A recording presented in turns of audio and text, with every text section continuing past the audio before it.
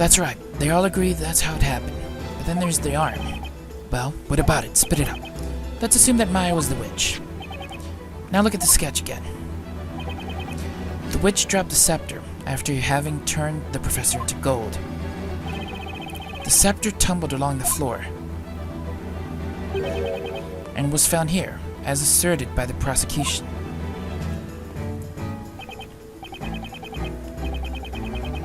However, that would be impossible. There's no way it could have happened. It could have been there. Oh, I see it now. The arm, it was... I'm glad you seem to have noticed. The victim's arm was on the floor right here, standing on its end. Therefore, the scepter couldn't possibly have fallen that way. Ergo, it couldn't have been the defendant who dropped the scepter. In other words, Maya is not a witch! No!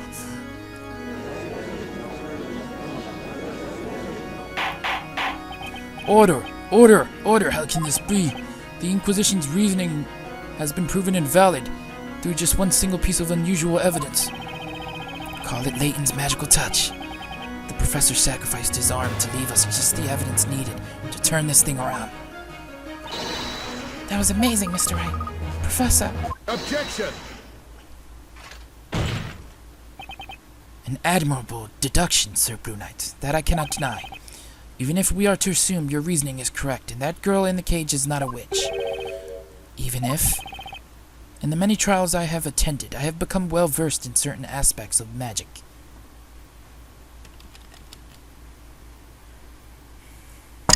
Ow! I am all too aware of its potential to confuse people, befuddle their minds, and make their memories hazy. No one can resist such a maddening influence. What are you trying to say, Inquisitor?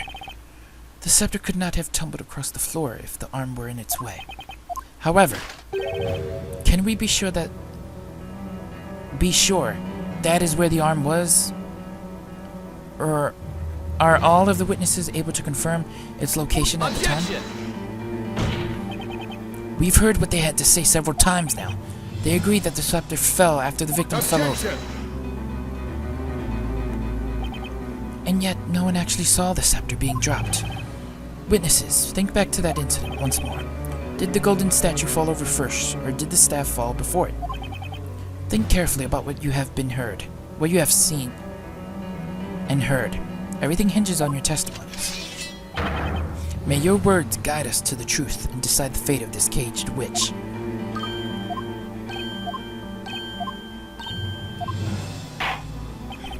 I was about to get ready to leave, but it seems there is need for further questioning. Testify once more, witnesses. Tell us of the golden statue and the Talia Magica.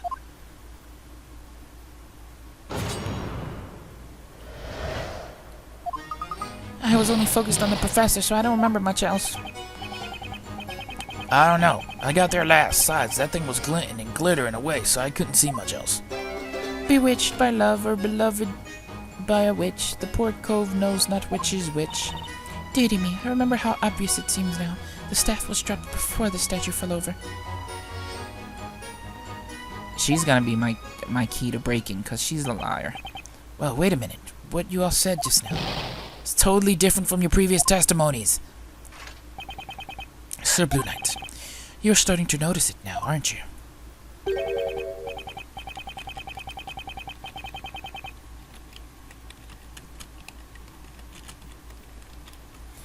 That is the way of magic. Such is the effect this black art tends to have upon those who witness it. The witnesses are not lying, but simply having trouble remembering the truth. What a convenient excuse. Confronted with magic, their brains turn to mush, huh? Ever since our ancestors drank from the fountains of wisdom and obtained the capacity for reason, witchcraft has been one thing to remain incomprehensible, even to the most intelligent of us. Nevertheless, the oneness is on us to stand up against magic and pass judgment on these witches. And so here we are, doing battle with the weapons of the wise, words. With words we shall pass judgment upon this supposed witch. Defender, you may begin your interrogation. I'm gonna press all of them, just to see if we get any, like, weird things from the rest of them. Luke, you said before that you heard the scepter fall to the floor, and that was after the professor fell over. I thought so. I mean, I thought so before, but now, the more I think about it, the less certain I am that I actually heard it. How could I have been paying attention to anything else when he was... My memories of everything else are too fuzzy. I guess Luke was too shocked to take in his surroundings and notice anything. I doubt I'll get any more information out of him. I'm sorry, Luke. I understand how hard it is for you. Let's move on to the next witness. Hold it! And that thing would be the arm of that shiny jet next to you, Bluey. Poor Professor Layton. More valued now than ever before. And you didn't notice the scepter on the floor. You know, I wasn't even looking at that floor. My eyes were kind of glued to me. My new source of income. If anything, I may have looked up at the ceiling since that's where it was pointing. Finders keepers, eh? In my pocket. Someone harass this guy, please. Hold it! Would you mind translating your song into plain speech? I shall simplify it once more just for you, esteemed knight of the court. First of all, let's talk about love. It's a pretty neat slant rhymes for a cove. A cove is slang for a chap, you see. Hang on! Mr. Amir, you seem to be pondering something very deeply. Bah, you caught me unaware there, Bluey. Did something in Mr. Birdley's statement catch your attention just now? Nah, nothing in particular. I was just thinking. That bard's song really got to me. I really kind of feel it in my heart. I appreciate your appreciation of my art. You know, I meant to ask you something. Why don't you become me private bard? You could sing all about the heroic life of Amir Punching Bog the First. I could gladly sing of your adventures if it pleases you, kind sir. Yeah, that's exactly what I want. Show me what you got. Very well, as per your request. I'll grant Amir Punching Bog the First will new fortune quench your thirst. Having bravely filched the golden arm, now you've duped the pawn-shop man. I hope my song was to your liking, sir. Yeah, very poetic. Your drinking manner is quite inspiring, but whatever is that skull bottle hiding? So we've learned nothing useful at all. Just that Amir has questionable taste in music.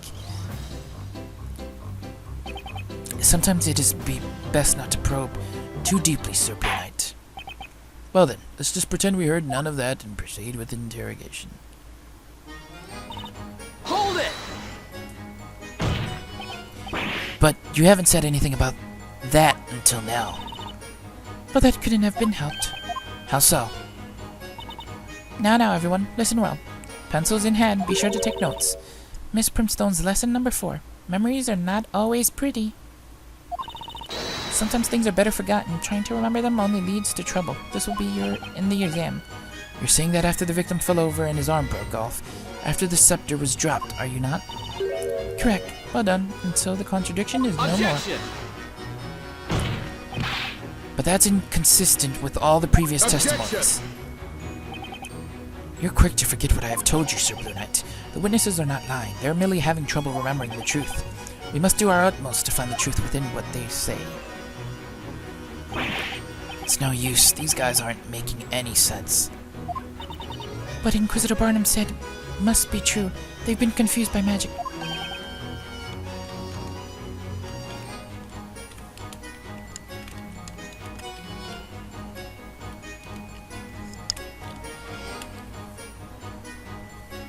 Brother. We always try to make sense of what we see.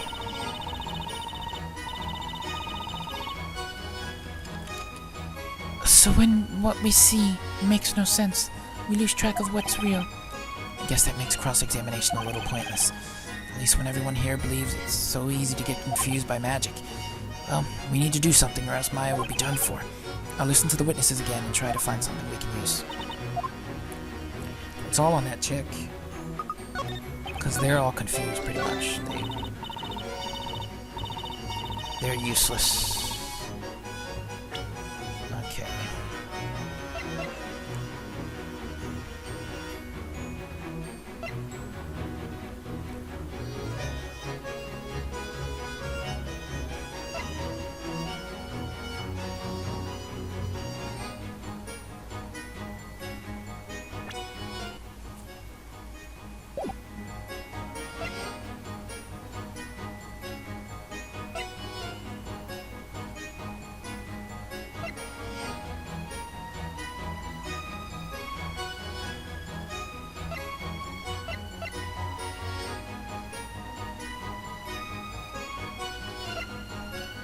What to press her on, though? That's the question here.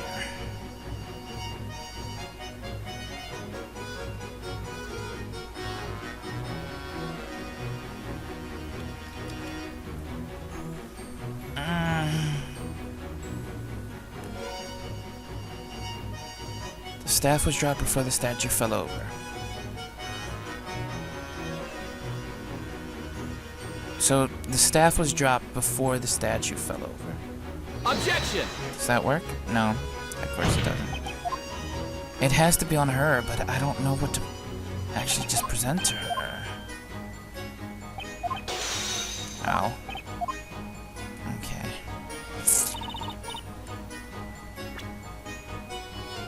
Objection!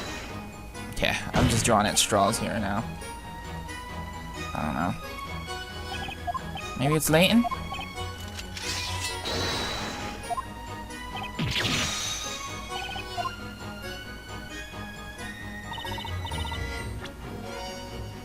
Am I gonna... I don't know.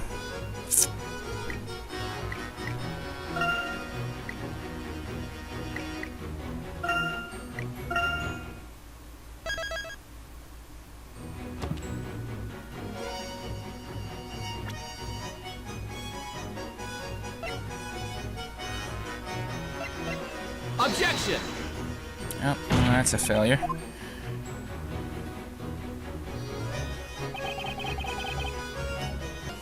Okay, so let's try and press the bird. Hold it! We haven't really pressed him per se.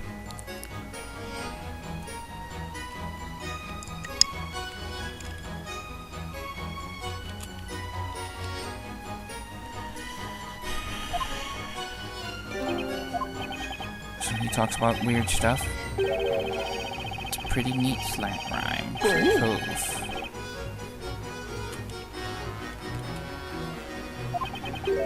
Chap, which is for which. Right. Next, we have the delightful consonants. So before I went to him, but we're just gonna continue here. I'm confused. To be honest, there's nothing more to it. It is merely an artistic expression of my feelings.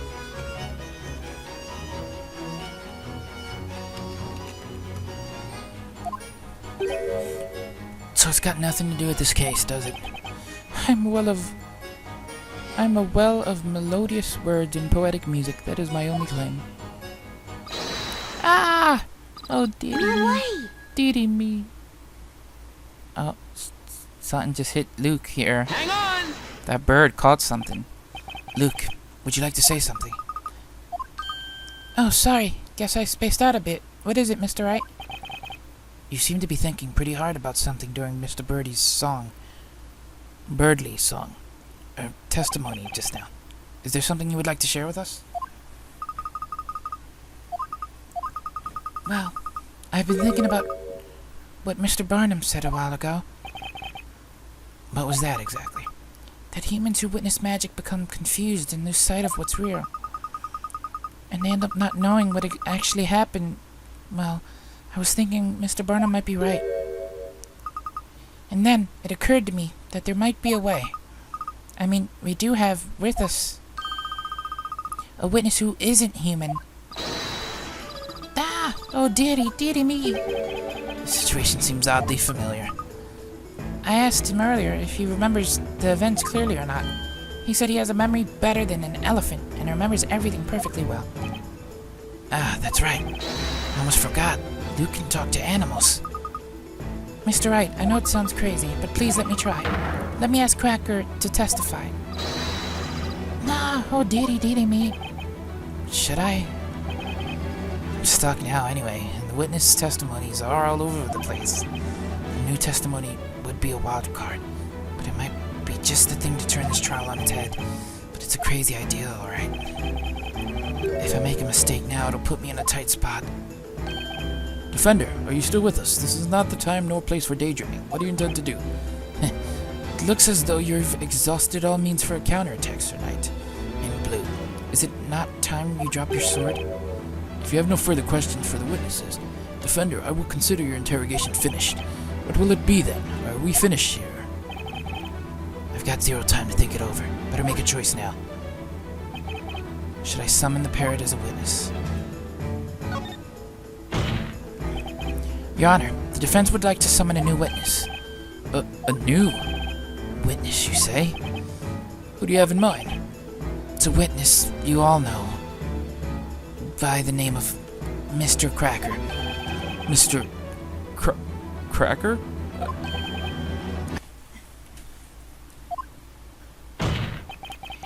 The defense summons its new witness, Mr. Cracker the parrot. A parrot as a witness? Objection! This is the witch's court. Joking around will be considered contempt of court. Objection! Mr. Cracker witnessed the crime. He saw it happen, and he heard it too. He's as valid a witness as the others. Objection! No, no, no! That bird is nothing but a pet animal. Referring to it as Mr. would not change that. Objection! Humans are confused by magic to the extent that they lose sight of what's real. That's what you yourself said, Inquisitor Zacharias Barnum. Objection!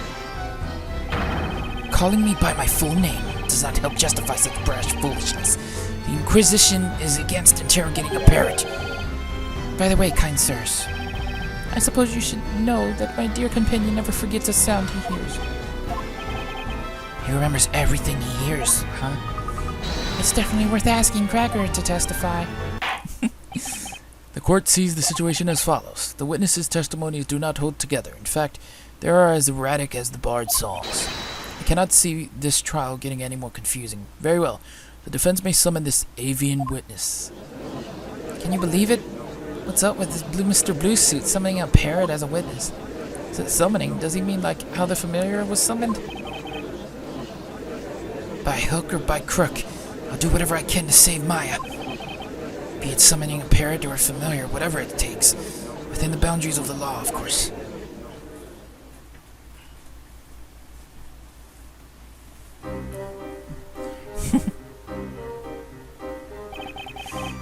Alright, witness. I didn't even... Not so fast. I hardly even know where to begin, but... First of all, what's the matter with that boy looking so pleased with himself? He looks like the cat that got the cream. Ah, that'd be me, wouldn't it? Don't mind me. Just think of me as a perch for crackers. That's all.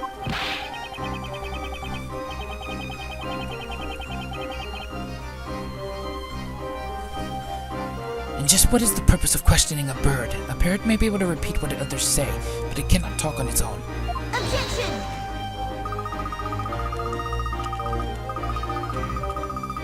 It's precisely because Cracker doesn't talk in his own words that he's certain to tell us the truth. What? Cracker remembers every sound he hears, even just the once, with absolute perfection. So let's have him testify exactly what he heard. And if Cracker can repeat every sound, I'd say this should be a valuable testimony. I cannot believe this is happening. Believe it. A witness that cannot talk will not lie, either. This idea is much to my liking. Well then, may our new witness Cracker testify to the court. We wish to know exactly what you heard from the beginning of the incident. The golden statue and scepter. Shut up! Deary, deary me! Clang! Dodo! Objection! What's this now? Why, those are the sounds of the incident. Exactly as Cracker heard them. Ludicrous! Evidently, this is nothing but a farce after all.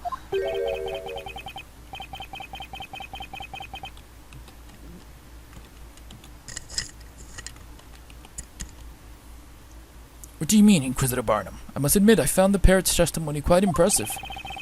Even if that bird can accurately recall the sounds, it is clearly useless when it comes to the order of events. You mean there's a problem with the order? First, The witch used magic to turn the victim into gold.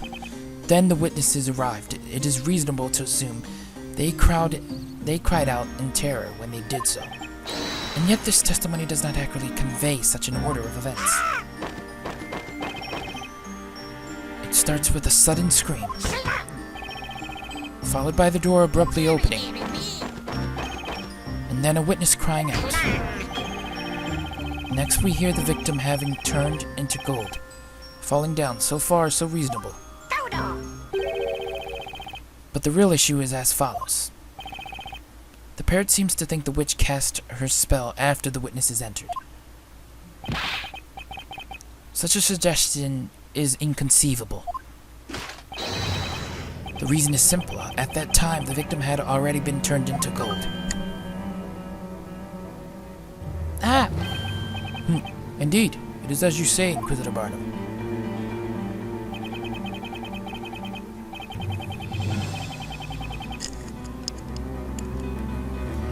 The parrot's capacity for imitation is excellent. I will concede that its testimony does have some entertainment value.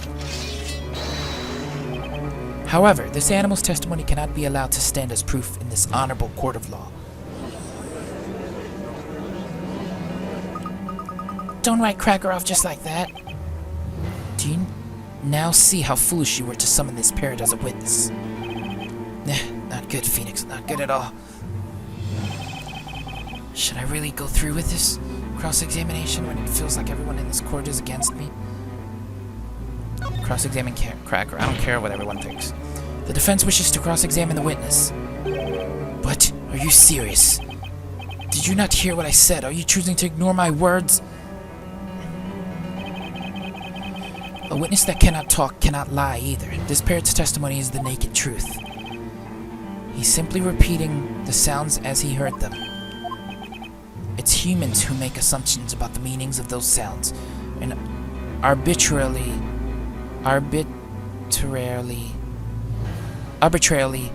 decide whether the testimony is good or not. But as knights of the court, shouldn't we be striving to uncover the truth to which this parrot holds the key? The truth, you say? Very well. Show us the truth that this bird purportedly knows.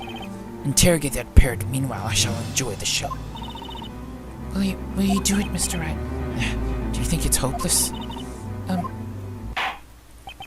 Defender, you may interrogate the witness. Luke is so happy. He's so... Hold it! That's Maya screaming. Oh, yeah.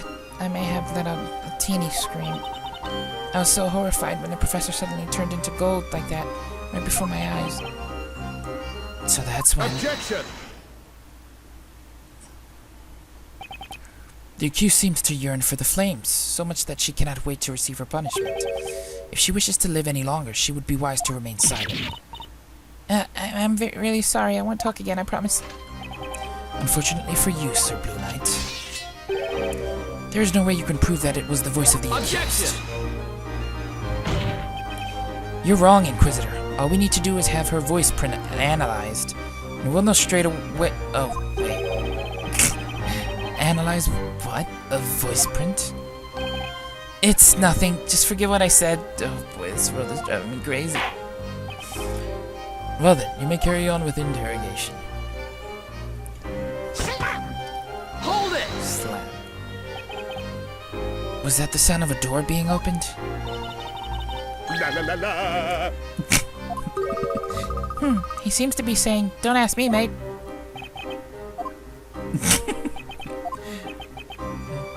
It would seem so, Your Honor. Yeah, I can see that myself.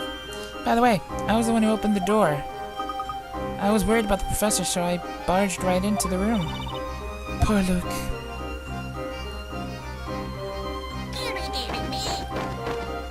Hold it! I think we all can agree that this sounds like Miss Primstone, right? When we entered the room, we all kind of reacted in surprise. Hang on! Excuse me, Mr. Birdley. How may I help you, sir? I've been meaning to ask this before, but why are you still on the witness stand? Are you suggesting I should leave my dear partner alone with strangers who cannot even sing? Huh? The very sight of cracker causes the finest of songs to effortlessly form in my mind. Stilton, cheddar, or smoked cheese, I like my crackers with any of these. That was the cracker song. Is it not crisp and full of flavor? Right, anyway, would you mind remaining quiet for the rest of Crackers' cross-examination? He suddenly got the munchies. So that was him that said la la la la? That means... Hold it!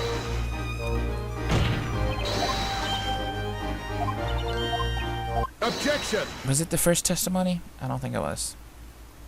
It was the second. The slam. Objection!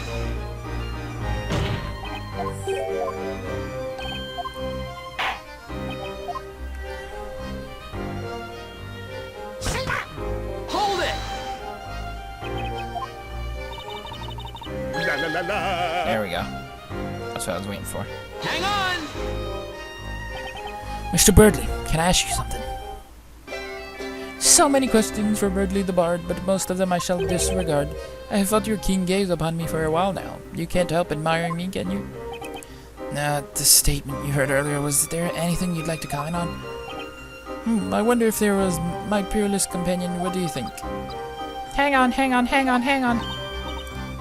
Mr. Wright, he's imitating you perfectly. How adorable. Can't say I share your love for the bird, Isabella. Feels like it's mocking me. Carry on with interrogation. Okay. So nothing useful. Hold it! That must be the sound of the professor falling over, I guess. Professor. Hang on! Mr. Birdley, can I ask you something? So many questions for Birdley the Bard, but most of them I share disregard. No, nothing here. Yeah, nothing. That's in the news. Hold it! That's the magic incantation, isn't it? Objection! Preposterous. At this stage, the victim was already on the floor. The transmutation spell had to have been used much earlier than that. I wonder. Luke, what about you? Did you hear the incantation too? La la la la! I'm sorry, I can't seem to remember. After I saw the professor in that state,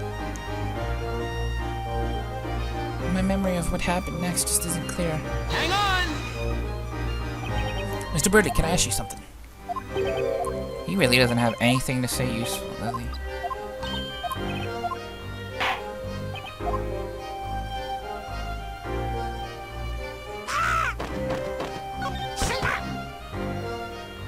Okay.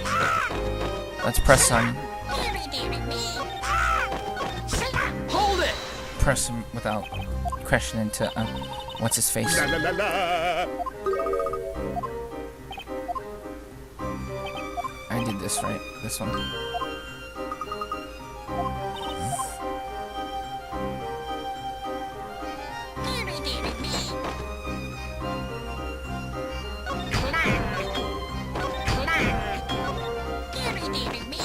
Hold it!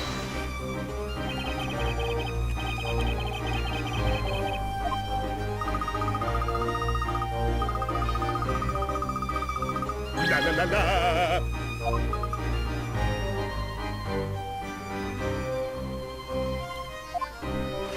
The teacher's voice stifled all the rest. Miss Primston is known for her stentorian voice of authority, allowing her to easily rise above the chatter of unruly children. Her voice would still be ringing in the pupils' ears long after her class had finished.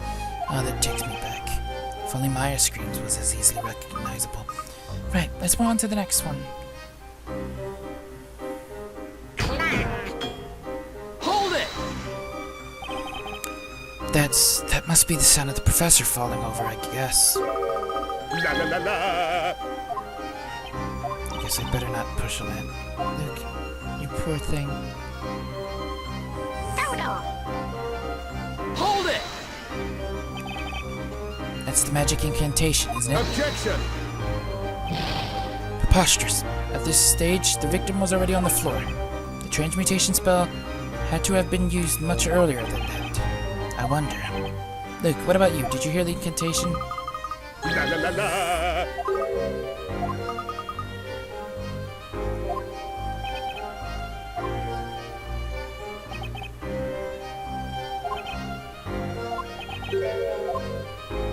It's not right, because it's Goldor, not Godor. So it's not said right. Which is where I'm gonna have to press my incantation thing, my book thing thingy. Slam. Deary, deary me. Clang.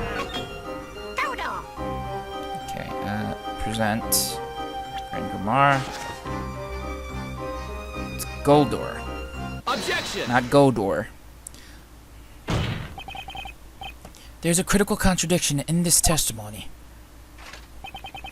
We're all aware of that, Sir Blue Knight. This contradiction is between your so-called desire to find the truth and the fact that you are interrogating a parrot.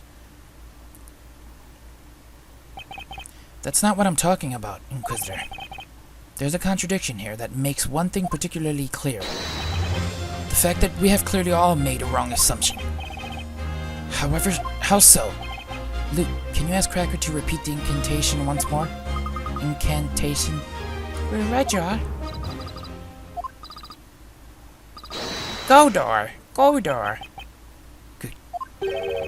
Godor? According to the Grand Grimoire, the name of the gold transmutation spell is Goldor. Now, Inquisitor, it would seem to me that the spell we've just heard is in fact a different one entirely. Well, I never... Unbelievable. Goldor and Godor. Objection! This is ridiculous. That wretched bird must have misheard the incantation. Objection! Cracker is able to imitate sounds perfectly. The incantation was indeed misheard, but only by the people hearing it. Objection!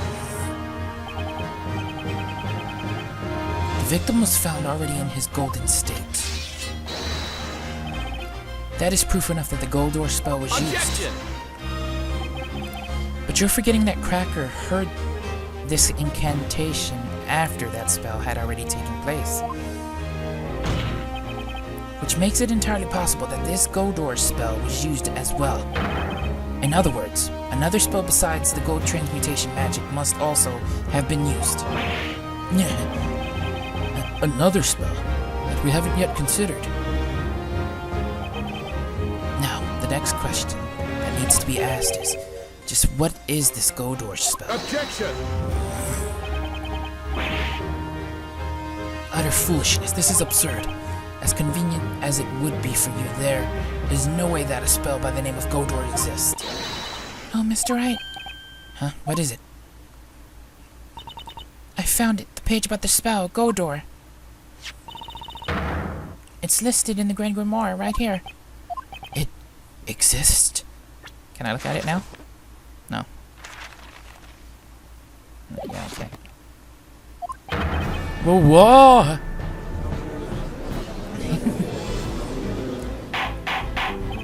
Order! Order! I demand order! Just like I thought. Cracker remembered it exactly. But then, what kind of magic is this Goldor? Well, my lord, the Grand Grimoire describes it in the following way. Goldor creates a portal on two sides of green-colored walls. The portal will disappear after 5 minutes. Creates a portal on green-colored walls. Portal spell.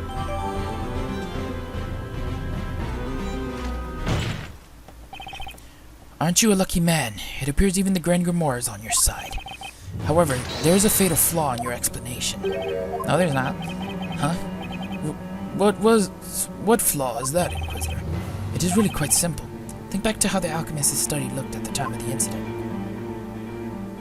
There's no fatal flaw. Do you remember any green walls? Because I do not. There were none. All the walls were coated with white plaster. In other words, you don't know how to search a room. That's what happens. In other words, 3 months. I wonder why the people's deaths been crazy, not found. It was impossible to use Godor in that room. I too have visited that alchemist's study since the incident.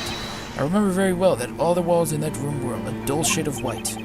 Your little theory was interesting, Sir Knight in Blue, but it has proven to be nothing more than that, a mere wild guess. As long as you cannot prove that this Godor spell was used, your little theory shall be considered no further.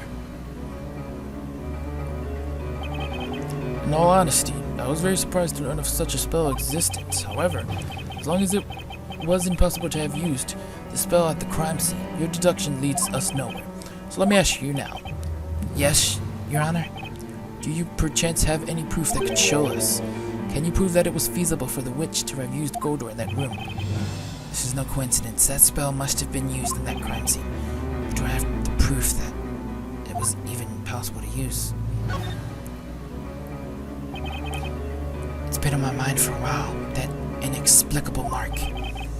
It has to be the evidence that ties up all the loose ends. The defense wishes to present evidence. Impossible. The determination in your eyes made me think you would. Now then, we shall allow the defense to present evidence to the court. Present the proof of the spell Godor. Take that! The walls in the study are coated with white plaster. Not all of them, though. There's just one spot, which is green. Oh, there is? I noticed it when investigating the crime scene. That you guys investigated for 3 months. You may recall that there was a small painting behind the desk. And for some reason, the wall behind it was painted green. It was what? I recall seeing that painting myself, too. If we look at this floor plan, I'd say it was around here. Mr. Wright, I'll mark it on the floor plan.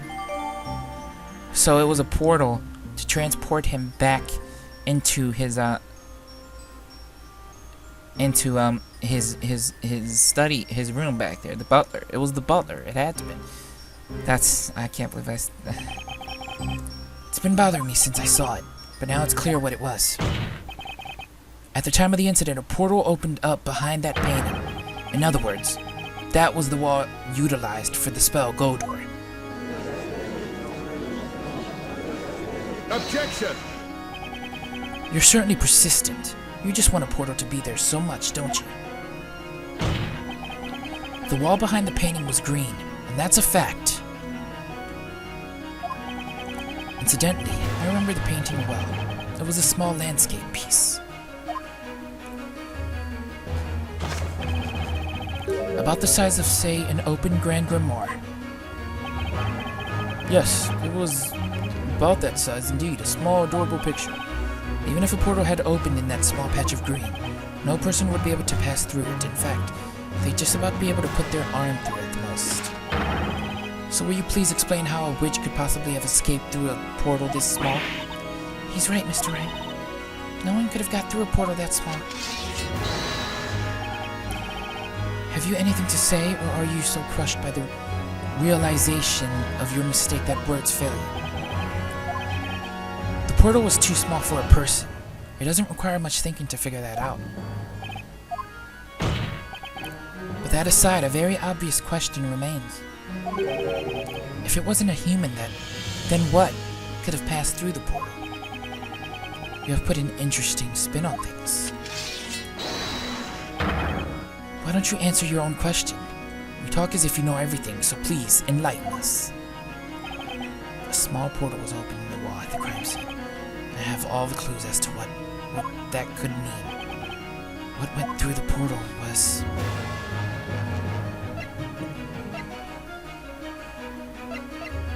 something else. A small animal.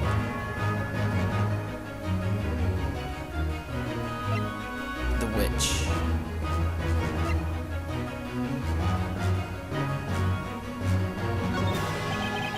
A human wouldn't be able to squeeze through that portal, which leaves us with just one other possibility. It was a small animal, like a ferret or a cat, or maybe even a... Mr. Wright, I'd appreciate if you stopped. Glancing at Cracker. portal opened in that wall would have been about the size of this book. It would be too small for a person.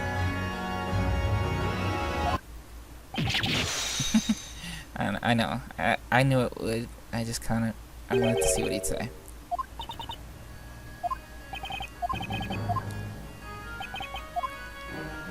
But it went through.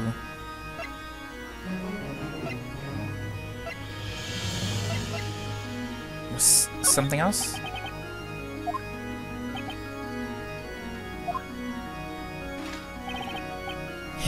So are you finally forsaking your mistaken assumption? I haven't finished, Inquisitor. The fact remains that something else could have passed through that portal. Oh? And just what would that be, Sir Blue Knight? The portal was created after the professor had been turned into gold. The witch had a good reason behind that. She must have had to move something through that portal. You have captured my curiosity. I'd like to know what passed through the portal. Tell us, what did the witch use that magic portal for?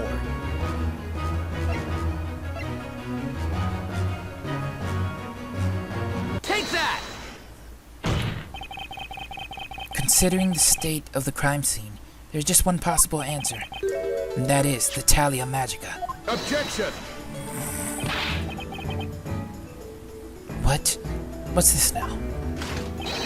The Talia Magica was found at the crime scene. A portal has nothing to do with it. Objection! Inquisitor Barnum, you're making the wrong assumption. Wrong assumption? The witch wasn't trying to remove evidence from the crime scene. She wanted to plant it. She threw the witch's scepter into the room through that portal. Objection!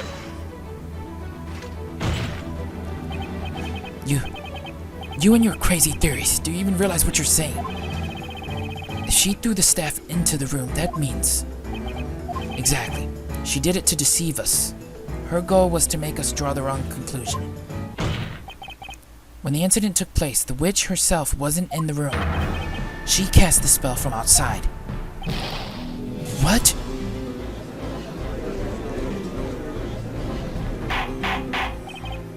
Order, I say. And that's not all. There's even more proof that the staff was thrown into the room from the outside. What proof? That proof is none other than Professor Layton's previously severed right arm. The victim's arm? How does that prove anything? None of the witnesses have testified they saw the witch's scepter. However, a few of them claim to have heard it rattling across the floor. That's right. Please take a look at this floor plan. Since the arm was standing upright here, no, the defendant couldn't have been the one to have dropped the scepter.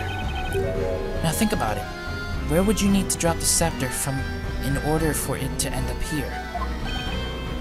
Oh! That's right. The scepter could only have come from the small portal created by the spell Godor.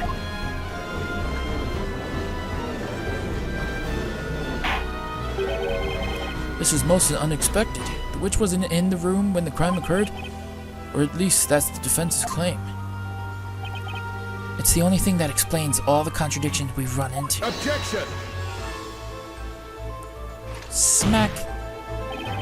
Sir Blue Knight, with that imagination of yours, you could aspire to write fantasy stories. A nice try, I must admit. However, this line of assertion is futile. There is a glaring contradiction in your words. Another contradiction? Whatever are you referring to, Inquisitor Barnum? This is the Talia Magica that was used in this incident. As we have established, there are two magic gems in it. One for the gold transmutation spell, Goldor, and one for the shadow familiar spell, Famalia.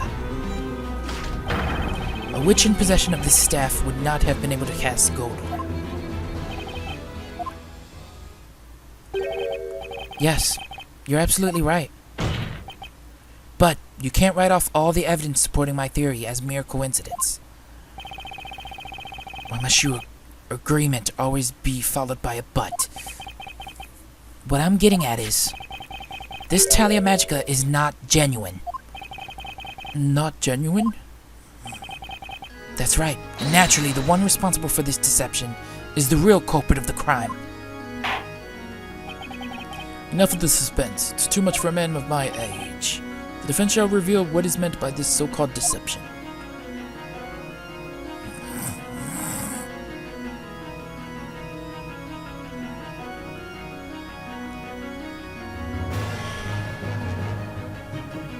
Which part of the scepter is a deception?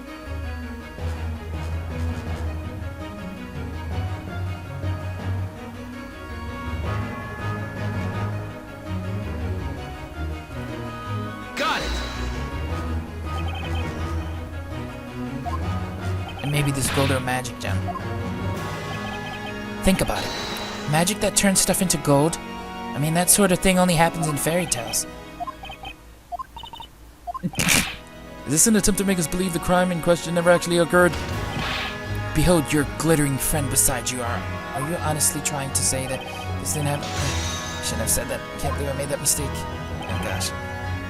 The gold or gem isn't a fake, but in that case, something else must be. The familiar gem. Yeah, okay, whatever. It's the familiar gem then. Got it.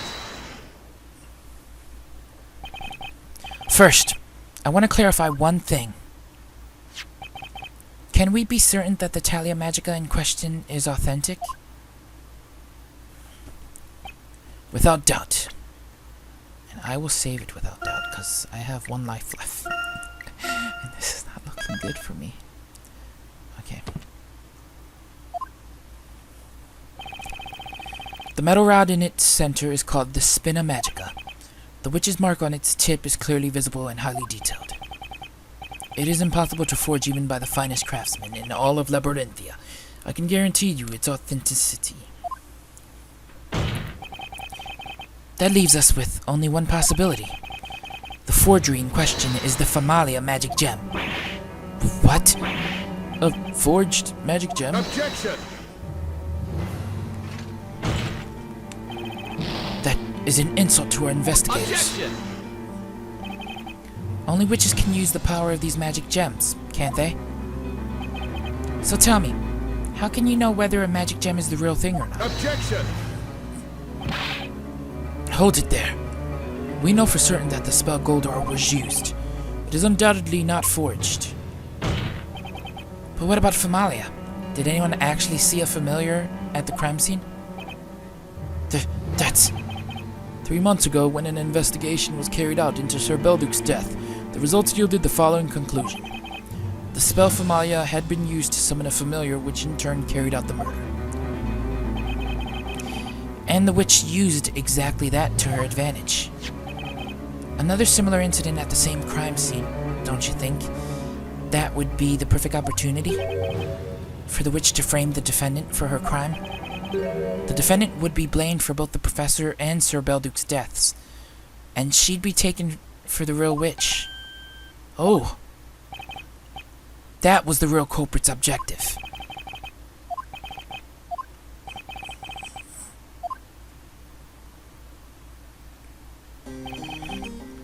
There is a chapter in the Magic Archives, an old collection of tales of the occult, about the way to test whether or not a magic gem is genuine. How can we test it, my lord? It is very simple. A genuine magic gem is composed of a mineral with a density lower than that of pure water. All you need to do is see if the magic gem floats on water. That is simple indeed. All non-magical minerals in our world, with the exception of sepiolite and a few other special kinds, sink in water. These eerily sparkling magic gems, however, would never sink when put into water. Bailiff, remove this magic gem for immediate examination. The magic gem's a fake? What's up with this trial? This is not how it was supposed to be. It's alright, darling, don't cry. You'll get to see a witch burning today. Sir Barnum never disappoints. Hush. Oh, God.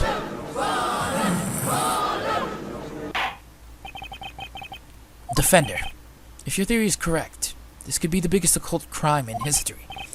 But another important question remains. I wonder if you can answer it. Who is this supposed real witch that threw the Talia Magica through the portal? The real witch is There's only one person that comes to mind. Frankly, I still find it hard to believe, but it's the only possibility. Once I indict her, there will be no turning back. Knowing the consequences, should I give them her name? Mr. Wright, in Labyrinthia, witches are punished by fire. I know you think that's going too far, but even in a world that seems so insane to you, those who take the lives of others must be punished. That's a universal law, isn't it? The witch turned the professor into a golden statue. And that's not all. She took the life of the alchemist, too. And now she's trying to pin the whole thing on Maya. I can't just let her get away with that. Well then, defense, let us hear your theory. Who is this witch responsible? Take that! When you've eliminated the impossible, whatever remains, however improbable, must be true. There's only one logical possibility. It has to be that person. The real witch is Jean Grail. Grail. I've heard that name somewhere. Wait, isn't that the butler who serves Sir Belduc? That's correct. Objection! Psh, what's this about? You seem to love rolling out these ridiculous suggestions, but you ignore the obvious. Jean Grail is male. Inquisitor Barnum, tell me one thing. Is it only females who can be witches? Are you daft? Of course it's only females. Never in the history of this court has there ever been a male witch. You're so utterly ignorant. You should be ashamed of yourself. Alright, well, I'd like to ask another question. Is Jean Grail really a male? What? What a ludicrous question. The defense is certain that Jean Grail is the witch responsible for using magic on Professor Layton. Objection! Will you stop fooling around? This is a groundless accusation. Objection! Groundless, you say? I'm afraid that's where you're wrong.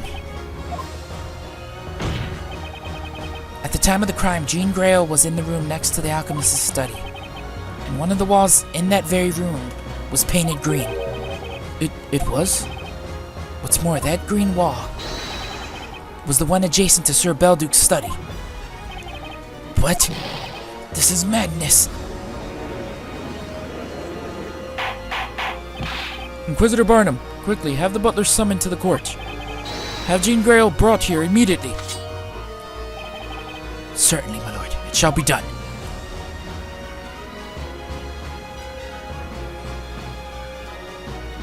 There is no need for that.